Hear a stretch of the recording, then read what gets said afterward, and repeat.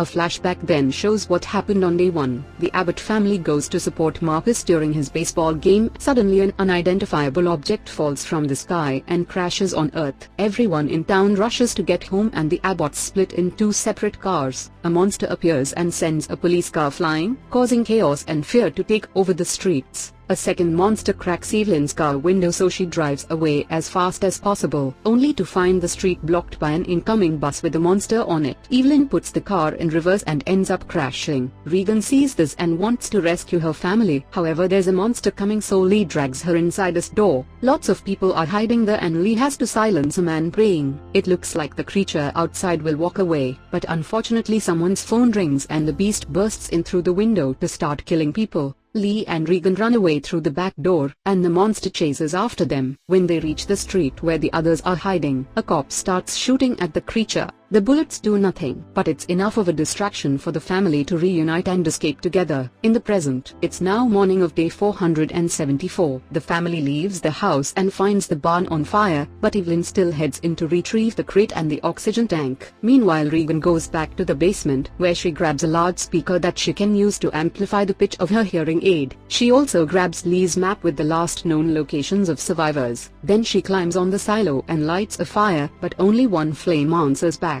The Abbotts decide to go beyond the sand path to look for help at the flame spot. After many hours of walking, they make it to a rail yard, where someone is watching them from the shadows. Evelyn accidentally steps on a booby trap that causes some bottles to cling, so the family starts running away. Unfortunately, Marcus steps in a bear trap and screams in terrible pain. Evelyn tries to calm him down, but the baby also starts crying. Regan places him in the crate with the oxygen mask while Evelyn opens the bear trap, causing Marcus to scream again. At that moment they see a creature coming toward them. Thankfully Regan reacts fast and turns on the speaker. The pitch from her hearing aid puts the monster through unbearable pain and exposes its flesh, allowing Evelyn to shoot it dead. Afterward the family runs into a warehouse, where they're startled by Emmett. A creature comes inside too and starts chasing after them. Thus Emmett runs with the family and guides them to a basement. There's a soundproof bunker where they can hide, but the air is limited, so Emmett uses a timer to know how long they can stay there. He tries to tell the family they can't stay because he doesn't have enough supplies, so Evelyn shows him the baby in the crate to change his mind. The family comes out and confirms the monster is gone. Marcus is put back in the bunker so he can scream while Evelyn pours alcohol on his wound to disinfect it. Regan finds Emmett's drawings and learns all his family is dead. After Marcus falls asleep with the headphones on, Evelyn asks Emmett if he knew it was Lee when he saw the flame every night. Emmett admits that he knew, but he didn't join them because all survivors have become savages. Suddenly Marcus starts hearing Beyond the Sea playing on the radio, which Regan finds weird because Lee's equipment never picked it up. Emmett explains he's been hearing it for the last 4 months and he didn't pick it at his home either. It can only be heard from the valley. Regan believes it's a sign, but Emmett insists there's nothing left out there and wants them gone in the morning. After the adults falls asleep, Regan wakes Marcus up and shares her theory. Using Lee's notes, she figured out the signal comes from an island. She thinks the song it's a message from a community of survivors and she plans to go out to find them.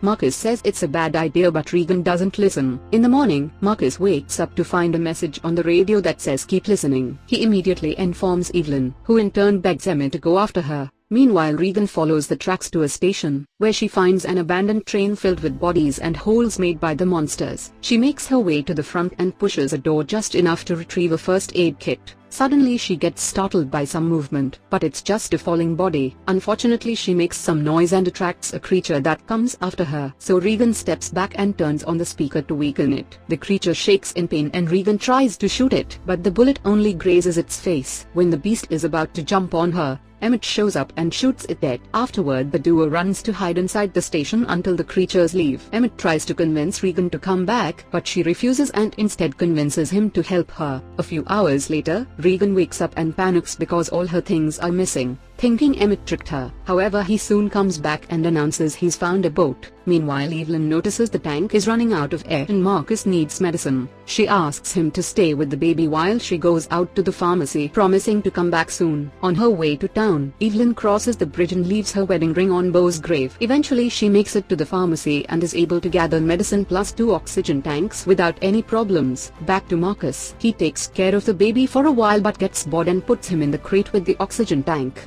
Then he leaves the basement to investigate the building and finds where Emmett sleeps. He also looks behind the curtain and finds the body of Emmett's wife, which causes him to step back in fear and knock over some noisy equipment. Hearing the creatures coming, Marcus rushes back into the basement and enters the bunker with the baby, accidentally locking the door. The creature begins breaking through the basement entrance and makes it inside while Marcus realizes they're running out of air, so he begins sharing the oxygen mask with the baby. At that moment, Evelyn comes back and hears the noises, so she fires a bullet to get the monster's attention. Once the creature comes out, Evelyn shoots one of the tanks and sets the beast on fire, but it doesn't kill it. The flames cause the sprinklers to activate and the noise distracts the monster, allowing Evelyn to walk past it and return to the basement. She rushes to open the bunker and finds Marcus unconscious, so she quickly wakes him up and then she closes the bunker door without locking it to wait for the beast to leave. After crossing a bridge, Regan and Emmett reach a pier. As they approach a boat, they hear a noise and discover a little girl crouched on the deck. Emmett comes closer and the girl suddenly throws a noose around his neck while a group of creepy guys come out of hiding. The men take interest in Regan, ripping off her shirt and removing her implant. Approving what they see, they begin taking her back to their boat. Emmett remembers the baseball game and signs the words "dive in" before attacking the guy with the net attached to the noose. As Regan jumps away, the man drops his lamp and it breaks, starting a fire on the deck and making noise for two monsters to find them. While everyone runs away in fear, Emmett ties the guy to a post and stabs his leg to leave him as monster bait. Then he jumps into the water, however the rope keeps him from swimming away. When the monster finally kills the man, Emmett is finally free. A creature comes after him, however it can't swim and ends up drowning while the other monster watches from a ship. Regan soon shows up in a boat and rescues Emmett, who reveals the hearing aid hiding inside his mouth. Moments later, Regan and Emmett reach an island and find a community of survivors living in peace. These people have been here from the beginning. They escaped on boats when they heard the sirens on the day of the incident. After a warm dinner, Emmett goes for a walk on the beach and stares at a drawing of his wife. Suddenly he hears a loud crashing sound and follows it to the edge of the shore, where he finds a ship with claw marks on its side. Emmett rushes back to the survivors to warn them, but it's too late. The monster arrives and starts killing people while everyone tries to run and hide. As Emmett runs toward a house, he picks up a kid and helps him hide inside. An island man also hides his child. Then he, Regan, and Emmett get in a car to drive away as they blow the horn, hoping to guide the monster away from their little town. The beast lands on top of the car and tears a hole in the hood before the speed causes it to fall. Meanwhile, Evelyn, Marcus, and the baby share the single oxygen tank, which is about to get empty. Evelyn exits the bunker to check, and while she's picking up the medicine, the monster appears behind her. She runs back to the bunker, but before she can close the door, the beast reaches inside and slashes her leg. On the island, the trio reaches the radio station, only for the monster to catch up and capture the island man. Regan and Emmett rush inside and manage to hide as the creature starts bringing down the doors. They wait for it to reach another room and carefully sneak around to get into the equipment office. Regan opens a door and the screech gets the monster's attention, so Emmett tries to block it and gets his leg slashed. When Regan sees this, she turns on her hearing aid and puts it on the microphone before activating the broadcast, sending the painful pitch through all the radios. At the same time, Marcus hears the pitch coming from the radio and unplugs the headphones to use it as a shield. He walks forward and forces the beast to step back before he reaches for a gun on the table and kills it with a single shot. In the station, the beast steps back in pain and Regan takes a pipe to crush its head, killing the creature.